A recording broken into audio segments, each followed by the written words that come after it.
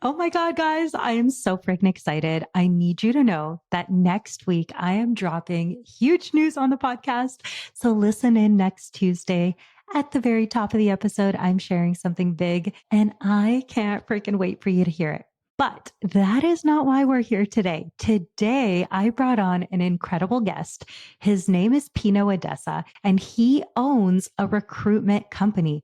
All he has done for 2 decades has been hiring people and filling roles. And I asked him to join me today because he has so many secrets from actually hiring people recently. So I have been out of recruitment for the last couple of years running this business, but he is someone who is day to day filling positions. So I know he is going to be an incredible contact for you, but I also know he shares a very unique perspective and I just love speaking with him.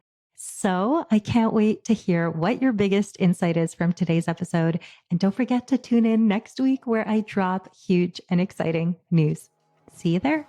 Hey, it's Irina Pozan, and welcome back to the Career Cravings Podcast. This podcast has a simple mission. It's to help ambitious professionals like you build the career and life that you've been craving. Over the past 15 years, I've worked as an HR leader, designed hiring systems, led recruitment teams, and I've sat on the other side of the hiring table.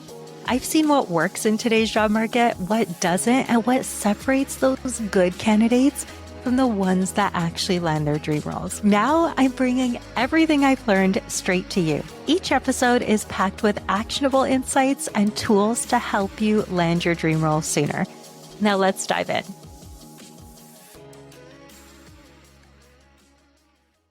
Pino, hi. I am so excited to have you on the podcast today. It's been a little while since we chatted. We used to do lives all the time.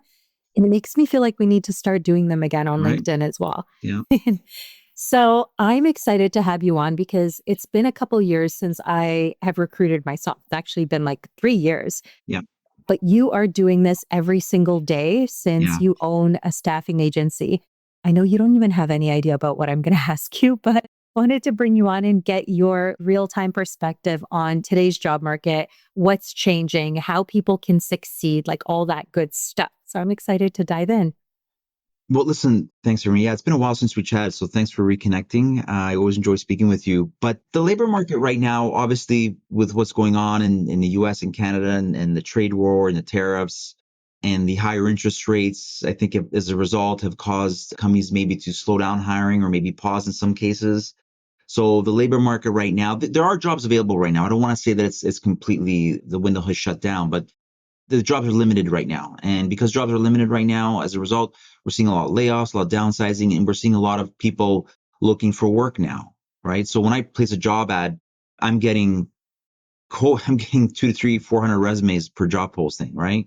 It makes it even more competitive now more than ever. Yes, I feel like so you and I have been on and off hosting labor market update sessions. Yep. And I feel like for the last 2.5 years, it has been a fairly consistent theme, right? Yep. It has been more challenging than ever. Literally, we've been saying that for 2.5 years. Yep. The labor market is tougher, and that is absolutely true than it was COVID time, like 5 years ago, 3 years ago, even. Yep. And you're right, there's different reasons why we say that each time we connect. But I feel like the common theme over the last 2 years is that this is just the nature of the new labor market. Yeah. And hopefully that changes again. I don't think it'll ever go back to the way it was like in 2021 or 2022. Yeah. But it is sort of the new normal. I'd love to hear your thoughts on that. Listen, I was talking to a friend about this a couple of days ago. The labor market, it's like a roller coaster. You're going to see it peaks and valleys, ups and downs, and all these twists and turns, right? Like 2021, like during the pandemic years, we've never seen anything like that before. So we were all new to it. We didn't know how to navigate that. But the demand for labor during the pandemic skyrocketed, right? Yes. So obviously it's come down since then. But if you look at generally the labor market, it's always up and down. It's always up and down. But I can tell you this. Companies are always on the hunt for top talent. And if you're good, you have something special to offer, you shouldn't be out of work. That's right. Right. Like I used to say when it was those 2021 days, if you have a heartbeat, You can get hired. Like they Yes. were literally like, listen, if you're a breathing human being, let's bring you in and here's an Yeah. offer. And a lot of people were like doubling their salary or getting 40%, like unprecedented increases, right? Of course, we're not seeing that. And I agree. Even throughout the last 2 years, although it's been fairly consistently an employer's market, Yeah. not a job seeker's market. The thing that kind of goes up and down are these peak hiring times that we're about to get into, like September peak hiring. And I feel like January is typically a time where things pick up again as well. So that's something to look forward to. Listen, we jumped right in, but can you tell our listeners who you are Yep. and give us a little background on what you do? Awesome. Okay. Well, I'm going to share something with you. My name is Pino, but that's not my given birth name. Okay. Did you know that? So my given birth name is Giuseppe. I'm Italian, but I go by Pino. So it's Giuseppe Pino. I've been in the staffing world for, it seems like forever. It's been 20 years now, mostly on the agency side, mostly focusing on the placement of HR professionals. 11 years ago, I took a leap of faith and started the staffing alternative where, again, just focusing on the placement of temporary and permanent executive placement of HR professionals. And that's what I do. That's who I am and what I do. I love that. 11 years of running your own agency. Incredible. I mean, you must have seen it all. Like when we talk about changes. Yeah, I've seen a lot. I've seen a lot, and I think there's more to experience and more to learn. But yeah, I've seen quite a lot in those number of years. But being self-employed is never easy, so you really got to put the time in and really work at it. But I generally love what I do. And someone asked me, "Oh, you must make a ton of money." Listen, it's money's not my driver anymore. It really isn't. I mean, I obviously have bills to pay, and who doesn't want to make money? But it's not my driver. I enjoy making that connection. I enjoy working with clients. I enjoy meeting people. The friendships I've built along the way for me has been probably the reason why I keep doing it. I made great friends along the way and people that I call dear friends now because of it. So I actually know that for a fact about you. So many people come to me because we run in the same circles, of yeah, course, and they say how incredible it is when they connect with you. yeah, And how you actually care, how you actually pick up the phone, how you actually respond to everyone that messages you personally. Even though, like you said, you are running a business, it's never easy. You have a lot of clients and there's a lot going on. But I could tell you genuinely love it yeah. from people that would never say that unless it was absolutely true, right? So good for you. You're absolutely doing Okay, I'll something tell you right. where that stems from really quickly. I'll tell you where that stems from. Yeah, please. So years ago, prior to me getting into this, I was in a situation where I was looking for work, and I remember I'd call these staffing firms, and no one would ever call me back, and I got so frustrated with them, right? And I said, if I ever was on that side of the fence, if someone was looking for work, I would even take 30 seconds to make that call because that 30 seconds does make a difference in someone's life. Even hearing them out, even answering a quick question for them, those little details does make a difference. And that I think is what sets me apart from other staffing firms. It absolutely does. I think that's what's kept me going. And a lot of the candidates, because I've had positive experiences with them, they become clients of mine, right? So, and again, it's just that passion that fuels and drives me, and I just I love love that. what I do, right? So, Actually, there's something you don't know that I want to tell you about someone that you recently connected with, Kayla. yeah, I actually recently had her on the podcast as a guest as well, yep, because I know you were working to help her find a job, and so was I. So we yeah, had her in common. But what you don't know was I know you recorded a YouTube video with her, right? yeah, You had her on your YouTube channel. And she had actually joined my program, like I think the same day or maybe 24 hours before. yeah, So I had actually never spoken to her. We've never met one on one at that point. Like she literally just joined. yeah, And I was eating dinner with my family. It was like 6 p.m. You aired your YouTube episode with Kayla. yeah, My family was done eating. I was like the late one. So I'm just sitting there with my salad and I'm scrolling. And then I see this episode and I keep watching. I'm like, how interesting. Keep in mind, I still don't know Kayla. yep, As soon as I heard her speak, yeah, I'm like, wow, she's got incredible communication skills. yeah, And I know she's like early in her career, but something really stood out to me yeah, about her. yeah, And because of that YouTube channel, I literally, because of your channel, yeah, I don't typically do this for all clients. I mean, there isn't always like a fit. I instantly referred her to a role that I knew was open. yeah. She ended up instantly getting an interview, and that was one of the two offers she ended up getting in Wow, 30 days. wow, So let's talk about that because I know you're very passionate about posting content, video content, and even encouraging job seekers, even though it might feel unnatural, they might be a little bit nervous to do it. I've heard you give advice about putting yourself in an uncomfortable seat, Yeah. posting, getting yourself out there. And that's a common piece of advice you've given. Can you tell me, I know it has also impacted the way you've placed people in roles. Like, can you tell me more about that and go into that piece of advice a little bit more deeply? Okay, so really quickly, I believe growth happens when we're uncomfortable. Okay. Quick story. When they mine diamonds, they take the diamond out of the earth, and during that process, they put it under extreme heat, right? Under that pressure. That's when the diamond takes its shape. When you're lifting weights, right? If you don't lift really heavy weights, that muscle is not going to grow. So those principles apply to the simplest things like looking for work. You have to think outside the box. I encourage people, get in front of the camera, do these sort of things, because that story you just shared with me with Kayla is just one example of thinking outside the box, doing something different. That's when the growth happens. Okay. You want to be in a sea full of applicants. You desperately want to get seen and heard. So this is why I encourage people, get in front of the camera, forget about being shy or what you look like. Forget that, put that aside for a second, check your ego at the door, get in front of the camera, because doing these things like what Kayla did with the YouTube channel is just another way to stand up from the crowd and let people see and hear you and see and showcase your personality.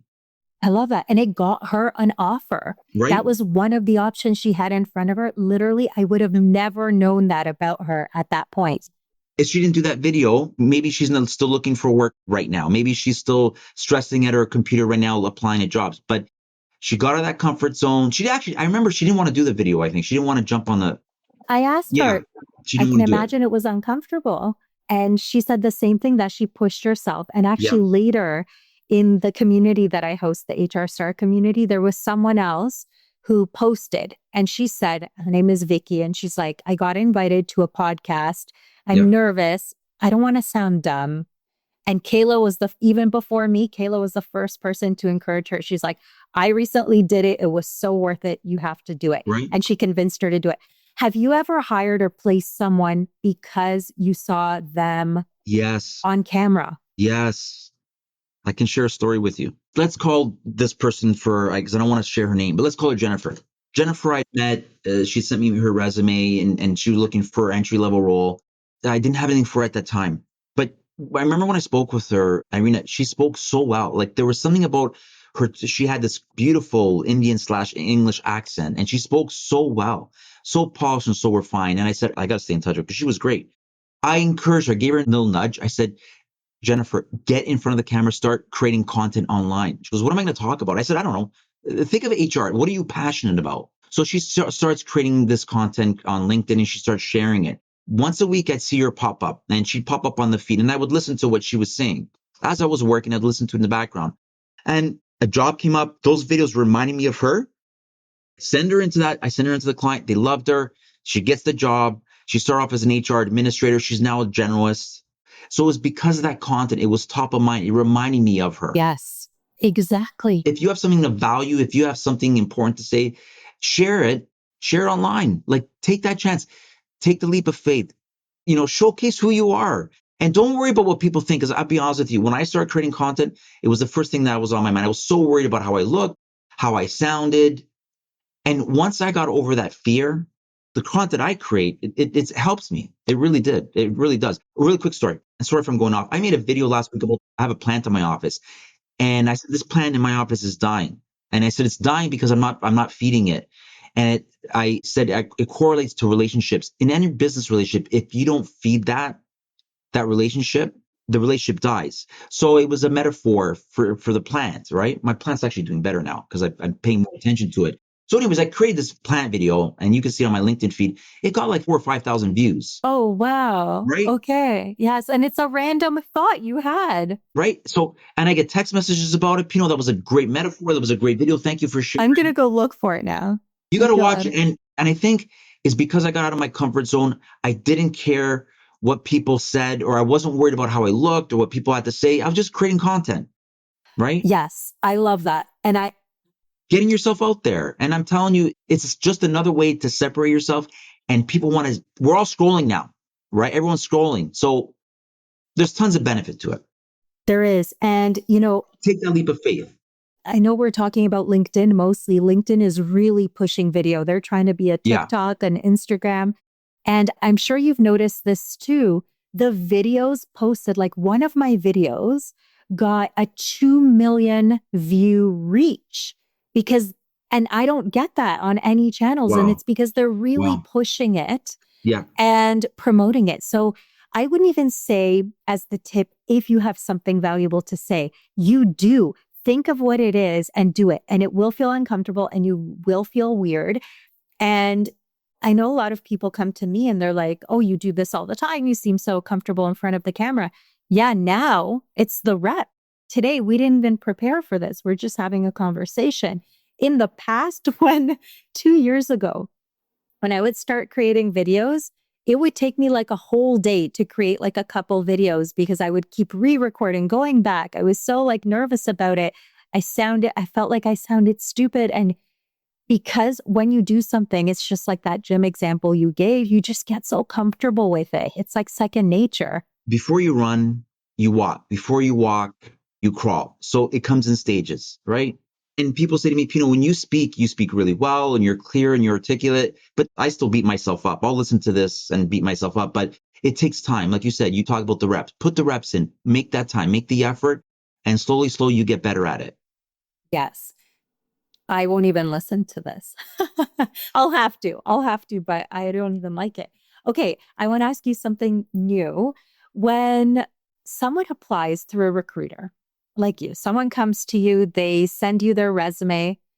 What would give them the best chance of actually being shortlisted for a role that you do have open? Uh, I mean, listen, experience trumps everything. If you check off all the boxes, for me, at the end of the day, if you have the experience and you can clearly communicate that on the phone with me, and you can demonstrate that you've had past experience doing it, and you have this confidence or level of confidence. So I would say experience, confidence, proven track record of doing it. You've got my attention. You've got my attention. You've done it before, you can do it again. Yes. Another thing that I want to speak about, and we don't talk about this enough as well, you have to have a great personality. Like, we work with people. So if you got a great personality, so again, if you add the experience, you communicate well, and then you add a great personality on top of that, I mean, it's a recipe for getting a job. Yes, yes, yes, yes. And I talk a lot about the pitch in my world, right? I write my clients' pitches, and what you just said touches on all those things. So it's like tip for any job seeker listening that's going to reach out to you or another agency to get placed. Think about, how can you prove that you have done it before and you can do it again? So that track record of success is so important.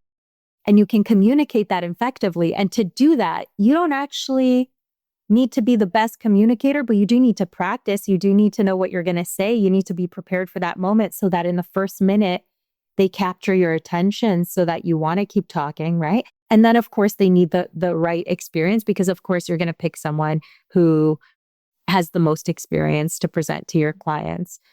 Okay, I love that. Super, super simple. What's a common misconception that job seekers have about recruiters in general? Like, what do you hear and you're just like, no, that's not it? A couple things. So first of all, one common misconception I hear, and I was just speaking to a candidate today, and he said to me, Pino, you know what? I apply to all these staffing firms. I never hear back from them. That is a common misconception. And the reason for that, and I can share this with your audience, is that these agencies are getting flooded with so many agencies, and they're working on multiple recs. So their desk is full. So I would say a good majority of recruiters won't get back to you just because, again, they just don't have the time. But that's not all for recruiters. I mean, when you work with me, you'll hear back from me, right? There's a lot of recruiters that do make that time, close that loop, do share that feedback, good or bad, or will reach back to you. So the misconception is that I never hear back from recruiters. That's not always the case. Most actually will reach back to you. You will. I know you will, I but I will. I do get back hear to that a everybody. lot. I do. People are like, I reached out, and I just say, listen, you did your part. You did what you can control. You can follow up. You can try to nurture that relationship. But at the end of the day, if maybe the agency or the recruiter doesn't have an open role, it's not their priority, to your point. What if they had 60 other roles and they're swamped? But I love that. I love that you actually do that. So I'd love to dig into, you talked about experience being a top factor of why you would shortlist someone for a role. I think that makes a lot of sense. But have you ever had like, give me a big mistake that people make, even though they are qualified. So technically on paper, they look great. You're like, okay, this looks like a perfect fit. But what's a mistake people make where you're like, no, this is a little bit of a red flag, or I wouldn't recommend this person, or I wouldn't refer this person. What do you see on your side? I'm just going to be transparent with you, Irina. I don't like when I see resumes, like job hoppers, people going from, every year they're going to a different job or a different job, or like that's for me, it's a little bit of a red flag. Tell me why.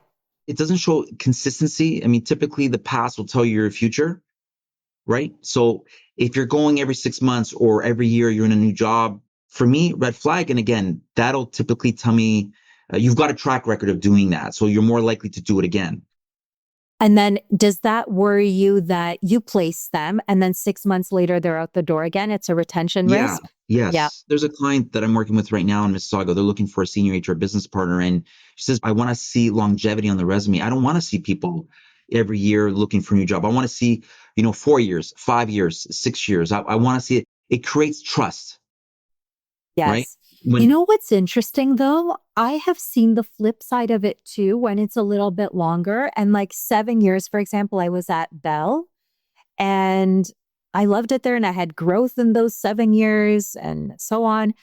But I remember being asked when I was looking for my director role, oh, you've been stagnant, essentially. Like I heard that. And I know some of my clients hear that as well. What are your thoughts on someone who's only been with one organization for like a decade?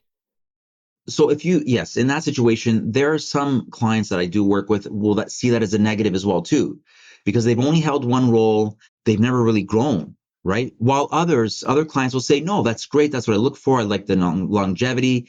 Everyone has a different take or different viewpoint on that. And there's no right or wrong answer. It's what that client or that person's looking at their resume, where they value that, like how they see it.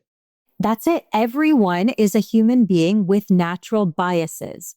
Yes. So it's like I may look at a resume and make an assumption that's right or wrong. You Yeah. might look at the same resume, think something totally different. And at the end of the day, we're just people. But your clients will tell you, I don't want this or I don't want that. Yes. Right. And you have to listen. I have to give them what they're looking for because they're paying Yes. me, right? So Yes. Of course. And if you don't deliver what they're looking for, I mean, I'm sure there's other times you push back if you don't agree, but if you're yeah. not giving them what they're looking for, they'll hire someone else from, their own methods. So totally get that. Any other red flags that come up besides the job hopping? Yeah, I mean, like simple things. Like if I see here's a good one. So typos, spelling errors is pay attention to detail. But one thing that I do, and I want to share with your audience is that if the resume and I look at the dates, I look at like, how long were you there, the dates and the years. And then when I cross reference to your LinkedIn profile, if those dates and those months don't line up, it's going to be, a red flag's going to come up. Like, what's going on? Like, what's the true story here? Like, why is it here? And then some people say, oh, it was a typo. It was a mistake. Okay. Everything's got to line up. Fix that. Everything's got to line up because organizations are looking at the resume, but again, they are cross-referencing on your LinkedIn profile. And if dates and the timeline they don't correspond. 1,000%. And I see this all the time because on the same meeting, I'll do a resume transformation and then right away look at the LinkedIn for the LinkedIn audit. And I always see the differences. And I'm like, this will be such a red flag. It'll be breaking trust. And if you break trust with an employer before they even hire you, you're not going to get hired. Like, it's just as simple as that. Sometimes I see different titles, different dates, just different things, or some roles on LinkedIn will be there, but then they're skipped on the resume. So it's like, if you can have perfect alignment between both, that is what you need to do because otherwise it'll break trust. Yes. Like, why would you want to recommend someone that you're not really sure what the story is, right? Yes. It would Yes. just not make sense. Exactly. Yeah. All right. Tell me if someone is listening and they've been searching for months, maybe like 3 months, they're not hearing back at all from their resume. They're having a lot of trouble spinning their wheels. Maybe they've even had a couple interviews, but they didn't really go anywhere. What's one piece of advice that you would tell them to do first? So yeah, best advice I can give people right now, if they're in the job market right now, they're looking for new work, be patient. I know you probably don't want to hear that word because they're probably, I'm patient. I'm doing everything I can. These things take time. Finding a good job takes time. So be patient, keep at it. And I would say have a strategy for your job search. I think a lot of people right now, because they are looking for work, they're using this method where it's called spray and pray, where they're just spraying the resume out to all these open jobs and hoping an employer sees the resume and calls them in for an interview. It's not an effective job searching strategy. It's not going to get you the job you really want. It's going to get you, it may get you a job, but it's not going to get you the job that you want and that you'll be fulfilled with. So I would say have a strategy, apply to jobs that match your background and skill set, and make sure that you're networking, build relationships with people. It's all about all these little details, Irene. And I talked about this on my YouTube channel as well too. It's not one thing that you're doing. It's a combination of all these things you do to cross the finish line.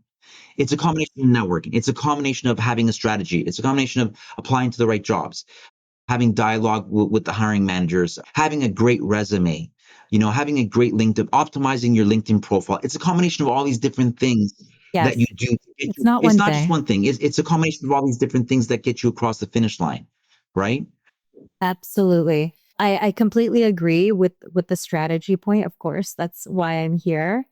The patience one, I would say to a point. I always think of that definition of insanity. So, say you do Yeah, something for 3 months and you can see data wise that you had 0 interviews in 3 months, let's just say.